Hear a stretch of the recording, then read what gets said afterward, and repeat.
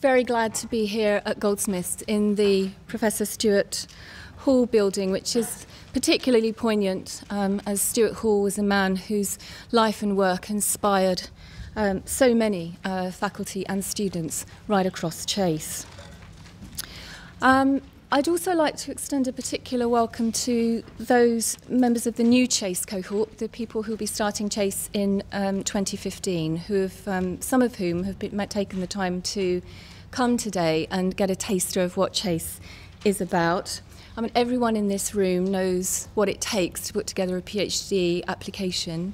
And I think I said when we met in November last year that it was a genuinely humbling experience to see the quality, the richness, and the inspiration, basically, of the applications to Chase last year. And that's been very much the case this year too. So our warmest congratulations to those members of the new cohort who are here, and we very much look forward to starting working with you in September and October.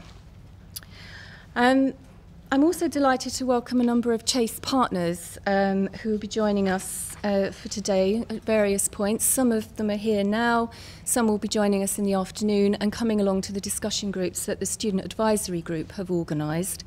Just to say who's coming at some point today.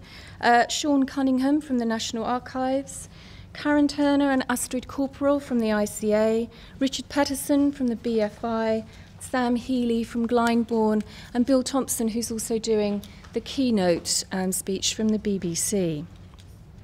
And it's a great opportunity to have those partners here and to be able to talk more informally and at greater leisure, basically, about the kind of research that we might do together. My thanks as ever as well to the Chase Central team, who've worked so tirelessly this year to get Chase off the ground, and particularly today. Obviously today is a huge amount of work to put together, so my thanks to Rob, Steve, and especially to Claire for that as well. And thanks are due to Paul Lawrence from the Open University, who chairs the Training and Development Group, and to all the faculty and supervisors across Chase who have really worked so hard this year, whether directly involved with delivering training. You'll have met people through that, you'll be meeting more today, or as supervisors. I mean, Chase wouldn't work without its doctoral researchers, and it wouldn't work without its supervisors and faculty either, so a big thanks is due to them. Now, this year we've also been more than ably supported by your Student Advisory Group, and I mentioned in November how important that group was going to be. Now, they've done an extraordinary amount of work to help shape today around your interests. They've consulted, fed back, I've seen some of the email trails. It's been an incredibly iterative process, and they've done such a huge amount of work, so our thanks are due to them. They've really hit the ground running, basically, and helped us to make real something that we said when we applied to the AHRC for the doctoral training funding, which was that we wanted Chase to be student-led. And for Chase to be research student-led, research students have to be involved very, very centrally in running it. And they've really risen to that task. And I'd especially like to thank Emma Milne, who's chaired the Student Advisory Group with a great deal of care and commitment this year. And she'll be talking to you in a moment as well. Before handing over to Emma, I want to just mention a few things that Chase has done this year. One way or another, the whole of today, I think, is about networking.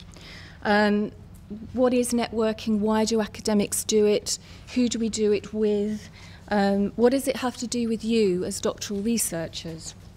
I mean, in that light, I think today is going to be incredibly useful for all of us as we think about how to make ideas and ambitions real and shareable with others. I mean, I think about networking as basically a way of starting a conversation, but then also having to keep it going. That can be the difficult bit, keeping a conversation going over time and space, and also sometimes having to deal with the kinds of conflicts of interests and personality and intellectual disagreements even that will come up in the course of any kind of extended networking. So I think it'll be a really interesting kind of set of discussions that will happen this morning. Our Chase is, of course, already a network. of universities and partner institutions, of faculty, of doctoral researchers, of professional services colleagues as well. We're already a network. And for the benefit of those who are here for the first time today, one of the aims of Chase was to give you a wider range of institutions and faculty with whom to connect basically in the course of your doctoral research. It's a starting point that if you were at a single institution you wouldn't necessarily have. So that, in that sense, it's a kind of practical and growing network. And we've also taken a number of steps over the past year to grow Chase, and I've been asked to comment on that a bit in this welcome speech. So we've been trying to kind of build Chase's identity. And the first thing there to say is, and I'm absolutely delighted to say it, is that Chase has now been joined by two new institutions, Birkbeck and SOAS, both University of London. And they're joining Chase, the wider Chase, as full members and associate members of the doctoral training partnership aspect of Chase, which is us, you and your awards and your supervisors. Now, both Birkbeck and SOAS are, as I'm sure you know, unique institutions in the UK, and they will bring an incredible range and resource to Chase and to our doctoral partnership. Now, the distinction I'm making here between Chase and the doctoral training partnership is a growing one, and it's important. As Chase grows, I think it will be easier to see. Basically, for the benefit again of those who are not here in November, the doctoral training partnership with the AHRC, i.e. you and your awards, is a very crucial part of Chase, and it's the most obvious manifestation of Chase at the moment. But when we were bidding to the AHRC, it became really clear that there were any number of existing, very strong intellectual networks, formal and informal, between our various institutions, and lots of opportunities for working together beyond the doctoral training partnership. So the inclusion of Birkbeck and SOAS is one way of strengthening that part of Chase. We were working with them as closely as we can to bring them into doctoral training so that you will get access to their resources, and also they will have access to ours, and a kind of collaborative sharing. But we can't actually offer them awards under the terms of the AHRC grant, but we're hoping to sort of work as closely as we can with them in delivering training. In case it needs to be said, in case there's anxiety about this, there's no negative implications for anybody who's currently at Chase in terms of funding or access to training. Quite the contrary, it will be extending what will be available to you.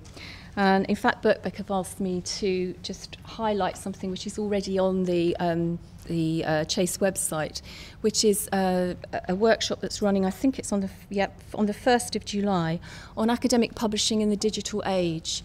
And this is building on the new centre there, which is on literature, technology and publishing. And it should be a really interesting day of workshops and so on, looking at questions around open access, what digital publishing means for PhD students and so on. It could be a really interesting event. So they've asked me to highlight that, and it is, as I said, on the Chase website. We've also been looking at the development of subject and interdisciplinary networks across Chase for faculty. This may be of interest to you because I'm hoping that in the short to medium term, those networks will become a point of focus for PhD students as well. Some of them are already open to PhD students, some are fledgling. They're all just getting off the ground now. But basically, we're trying to develop interdisciplinary and subject networks for faculty across the consortium. And to give you a sense of what's been proposed so far, there's a network on American art and visual culture, on spatial and geohumanities, on critical theory and critical equity, on psychoanalysis, that was me, the network for research on home, and exploring non-religious Christian, Jewish and Muslim identities. And I think there are a few more in the pipeline, And people have been in touch, for example, about setting up medical humanities networks and a couple of others. So keep an eye on the Chase website, on our social media, Twitter, etc., to get to just see what might be happening in those areas. They're mirroring in a way what's happening this afternoon amongst you in terms of developing these networks and groups. Finally, before I hand over to Emma, Steve has asked me to let you know that the Chase Placement Scheme is now open, and there's a list of potential placement opportunities up on the Chase website.